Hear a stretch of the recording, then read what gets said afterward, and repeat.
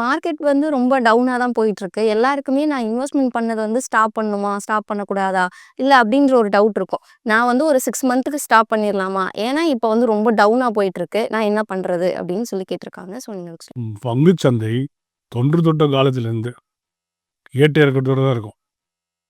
நம்ம இருக்கும் இல்லை, நம்ம இண்டிவிஜுவலாக காலையிலேருந்து ஈவினிங் ஒரே மனநிலையில் இருக்கிறோம். காலையில் ஒரு விஷயம் நடக்குது, பரவாயில்ல விட்டுறோம். சாயங்காலம் அதே விஷயம் நடக்குது, கோவப்படுறோம். ஸோ பங்குச்சந்தைக்கு இயல்பு தான், கடல் அலை மாதிரி. அது அந்த பங்குச்சந்தை இப்படி இருக்கவே இருக்காது. அது வந்து ஒரு mind of millions of people இல்லை. அதனால வால்டிலிட்டி தான் இருக்கும். அதில் வால்டிலிட்டியில் கடல் அலையில் யாரால் நீந்த முடியுமோ, யாரால் செயல் பண்ண முடியுமோ அவங்க தான் சர்வை பண்ண முடியும். ஸோ இது மாறியோட இயல்பு. ஸோ அதனால் வந்து நீங்கள் பவர் ஆஃப் காம்பவுண்டிங்கை டச் பண்ணக்கூடாது. வண்டி ஒரு ரோட்டில் ஒரு 70 கிலோமீட்டர் போயின்னு இருக்கு. நீங்கள் பயப்படுறீங்க, ஏதோ பயப்படுறீங்க, பயந்து நீங்கள் ஸ்லோ பண்ணிட்டீங்கன்னா எப்படி போய் சேருவீங்க? நிறுத்தவே கூடாது, வண்டி போயிடு.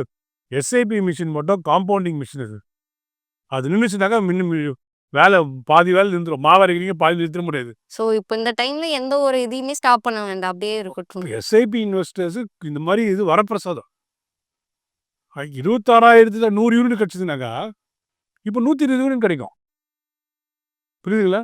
ஸோ அதனால் எஸ்ஐபி பர்பஸே வால்டிலிட்டி சாப்பிட்றது தான். நான் நிறுத்தினேன்னா தான் வேலைக்கு ஆகாது. அது வந்து தற்கொலைக்கு சமானம். ஓகே, எனக்கு மார்க்கெட்டே வேணாம், நான் ஓடி போயிடுறேன்னா நிறுத்திட்டு போயிடலாம். அப்புறம் நான் திரும்பி வரவே முடியாது. எழுதி கொடுக்குறேன் கேரண்டி. நீங்கள் எஸ்ஐபி நிறுத்திட்டீங்கன்னாக்கா திரும்பி வரவே மாட்டேங்க. நீங்கள் நிறுத்துறீங்க, அடுத்த மாதம் மார்க்கெட் மேலே போய் ஆரம்பிச்சு. இப்போ இதெல்லாம் இப்போ கேட்குறாங்க, எஸ்ஐபி நிறுத்திடலாமா? இல்லை கேட்குற இதுதான் ஒரு சைன். ஓகே, அதனால் வந்து compounding machine, long term compounding தான் இது இருக்கணும். அதுதான் பணம் பண்ண முடியுமே தவிர நீங்கள் வந்து இஷ்டத்துக்கு எஸ்ஐபி போட்டு நிறுத்தவே முடியாது. இப்போ ஒரு மியூச்சுவல் ஃபண்ட்ஸ்ல எஸ்ஐபி ஃபர்ஸ்ட் ஸ்டார்ட் பண்றாங்க அப்படின்னா, அட்லீஸ்ட் அவர் எவ்வளோ வருஷத்துக்காவது பொறுமையா இருக்கணும்? எவ்வளோ நாள் நீங்கள் சம்பாதிக்கிறீங்க? நான் சொல்கிறேன், இப்போ நீங்கள் ஓகே, நீங்கள் இப்போ வந்து ஜாயின் பண்ணிட்டீங்க, நீங்கள் ஒரு 10 வருஷம் எஸ்ஐபி போட்டுருக்கீங்க. ஓகே, அப்புறம் அப்புறம் என்ன பண்ண, அப்புறம் சம்பாதிக்கிறீங்க, அப்புறம் நிறுத்திட்டு என்ன பண்ண போறீங்க அந்த பணத்தை? ஏன்னா நம்மளுக்கு தெளிவு இல்லாத வரைக்கும் தான் பயம் இருக்கும். 5 வருஷம் இருந்துட்டீங்கன்னா ஒரு நல்ல தெளிவு கிடைக்கும். 10 வருஷம் இருந்தால் ரொம்ப தெளிவாயிடுவீங்க. அதனால் மினிமம் 5 இயர்ஸ் மார்க்கெட்டில் இருக்கணும். எஸ்ஐபி வந்து எப்போ ஸ்டார்ட் பண்ணணுன்னாக்கா, நீங்கள் வேலைக்கு போடுறீங்களே அந்த ஃபஸ்ட்டு சம்பளத்தோடு ஆரம்பிக்கணும்.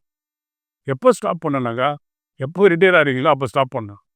ரிட்டர்ன்ஸ் எவ்வளோ சார் வரும்? அது ரிட்டர்ன்ஸ் வந்து நீங்கள் வந்து இப்போ நீங்களாம் சின்ன பசங்க, 50 வயசில் 50 கோடி கண்டிப்பாக இருக்கும் உங்ககிட்ட. 50 வயசில் 50 கோடி உங்ககிட்ட. 50 பவர் ஆஃப் காம்பவுண்டிங் தான். பவர் ஆஃப் காம்பவுண்டிங் தான் தவிர புதுசாக ஒன்றும் நடக்க போகிறதில்ல. ஓகே, 50 வயசில் 50 கோடி உங்ககிட்ட இல்லைனாக்கா, ரோடு நல்லா இல்லை, அவங்க சரியாக இது பண்ணல, தப்பு யாரையும் தப்பு சொல்லக்கூடாது. நம்மளே பெரிய கோட்டை விட்டோம். அதனால லாங் டேர்ம் காம்பவுண்டிங் 50 கோடி இல்லைனா கூட 40 கோடியாக நிற்கும். இது ஒரு பெரிய கேம் சேஞ்சர். இது மியூச்சுவல் ஃபண்ட் வந்து 25 வருஷம் இன்சூரன்ஸ் கட்டவங்களாம் இருக்காங்க. இந்த மாதிரி ஆளுங்க ஒன்றும் பிரயோஜனம் இல்லை. ஒரு 10 வருஷம் எஸ்ஐபி கேம் சேஞ்சர் ஆகிடுது. ஓகே, ஸோ அதனால் வந்து பயமாக இருந்ததுன்னு வச்சுக்கோங்களேன். இப்போது அலோகேஷன் தான் மேடம். பயம் வந்தாக்கா, இப்போது நீங்கள் ஒரு அலோகேட் பண்ணிட்டு இருக்கீங்க 60-40, 60 மியூச்சுவல் ஃபண்ட், 40 சேஃப்டி போட்டிருக்கீங்கன்னு வச்சுக்கங்களேன். சேஃப்டியில் கோல்டு அண்ட் பேங்க் 50. பயம் வந்தாக்கா அடுத்த அலோகேஷன் வருது இல்லை, அதில் குறைச்சிக்கோங்க. மியூச்சுவல் ஃபண்ட் பக்கம் வராதிங்க. அடுத்த வருஷம் இன்க்ரிமெண்ட் வருது, ஒரு 5,000 ரூபாய் இன்க்ரிமெண்ட் வருது. நீங்கள் என்ன பண்ணீங்க, முன்ன 60% போட்டிருந்தீங்க, போடாதீங்க. எல்லாமே ஃபிக்ஸ்டு டெபாசிட் கோல்டில் போட்டுக்கோங்க. இன்னும் உள்ளே வராதிங்க. ஸோ பட் ஆனால் இதை விட்டு வெளியே போகாதீங்க. இது வந்து எப்படின்னா, இந்த பேம்பூ ட்ரீ இருக்குது தெரியுங்களா, ஒரு 4-5 வருஷத்துக்கு அப்படியே தான் ஒரு மாதிரி பெருசாக தான் வரும். திடீர்னு ஒரு 100 அடி வளரும். அதுதான் பவர் ஆஃப் காம்பவுண்டிங். அதாவது ஃபஸ்ட்டு 1 லட்சம் சேர்க்கறது கஷ்டம் மேடம். 10 lakhs சேர்த்துறீங்கன்னு வச்சுக்கிங்களேன், 10% மூவில் 1 லட்சம் வந்துடும். சரிங்களா? 1 கோடி கார்பஸ் சேர்த்துட்டிங்கனாக்கா 10% மூவில் 10 லட்சம். அதில் தான் பணக்காரங்க இருப்பாங்க. Okay, so power of compounding ரீசனே ப்ராசஸே தான். ஸ்டே பண்ணிடணும், அப்போ தான் நீங்கள் ரன் அடிக்க முடியும். இல்லைன்னா நீங்கள் வந்து பேட்டிங் ஆட முடியாது. சரி, இப்போ அதே மார்க்கெட் டவுனா இருக்கும்போது ஒருத்தர் கேட்குறாரு என்னன்னா, நான் ஒரு 10,000 ரூபா மாசத்துக்கு இன்வெஸ்ட் பண்ண ரெடியா இருக்கேன்.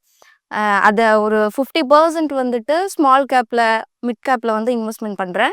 50% வந்து லார்ஜ் கேப்பில் இன்வெஸ்ட்மெண்ட் பண்ணுறேன். ஒரு 7 இயர்ஸ்க்கு வந்துட்டு நான் டென்யூர் வந்து ஃபிக்ஸ் பண்ணுறேன். இந்த ஒரு மார்க்கெட் டவுனில் இருக்கும்போது நான் ஸ்டார்ட் பண்ணுறேன். அப்போ எனக்கு எவ்வளோ ரிட்டர்ன்ஸ் வரும், ஒரு ப்ராபபிளான ஒரு ரிட்டர்ன்ஸ் வந்து கிடைக்குமா அப்படின்றது. ரொம்ப சிம்பிள். வந்து நீங்கள் பார்த்தீங்கன்னா ஒரு 10,000 வச்சுக்கீங்களேன், நம்ம ஒரு 5,000 எடுத்துக்கலாம். ஓகே, 5,000 ரூபாய் வந்து அவர் வந்து லார்ஜ் கேப்பில் போகிறார். 5,000 ரூபான்றது 7,44,000 ரூபா, 7.4 lakhs, 5,000 at 15%. லார்ஜ் கேப்னா இண்டெக்ஸ் போட்டிருக்கேன் நான். Okay, okay sir. இதே 5,000 அவங்க வந்து இதில் போடுறாங்க. அது இந்த மிட் கேப் போடுறாங்க வச்சுக்கோங்க. 7 வருஷத்துக்கு 8,43,000 இருக்கும். 8,43,000 இருக்கும். இதே 5,000 பேங்க்கில் ஆர்டி போட்டாங்கன்னு வச்சுக்கோங்க. 5,000 பேங்க்கில் ஆர்டி போட்டாங்கன்னா 8% போடுறேன். ஓகே, பேங்க்கில் ஆர்டி போட்டாக்கா, இதே பேங்க்கில் ஆர்டி போட்டாக்கா 5,60,000. ஸோ இதுதான் விஷயம். இதே ஸ்மால் கேப்பில் போட்டாங்கனாக்கா 7 வருஷத்தில் 9 லட்சம். இதுதான் வித்தியாசம். 2 லட்சம் வித்தியாசம் இருக்கும். 2 லட்சம் பெருசு. 7 லட்சம் 9 லட்சம், 70 லட்சம் 90 லட்சம், 7 கோடி 9 கோடி. பணம் பேஸ் ஏற டிஃப்ரென்ஸ் அதிகமாக இருக்கும். 70 கோடி 100 கோடி 90 கோடிக்கு 20 கோடி வித்தியாசம் இருக்குல்ல. பட் சின்ன லெவலில் பார்க்குறதுக்கு நம்மளுக்கு சின்னதாக தெரியும். பட் அது விஸ்வரூபம் எடுத்த அப்புறம் அது பெரிய லெவல். அதுக்கு அது லெவல் எடுக்கும்போது நீங்கள் ரெடியாக இருக்கணும் அந்த மாதிரி போகிறதுக்கு. மாதம் வந்து 5,000 ரூபா நான் எஸ்ஐபி போடுறேன். ஒரு 30 வரலும் போட்டு விட்டுட்டேன். நீங்கள் சொன்ன மாதிரி அதை அப்படியே விட்டுட்டேன்.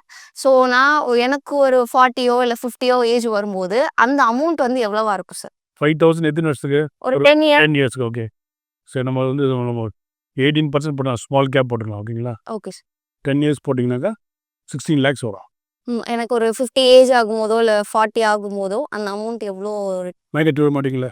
இல்லை சார். அப்போ 16,86,000.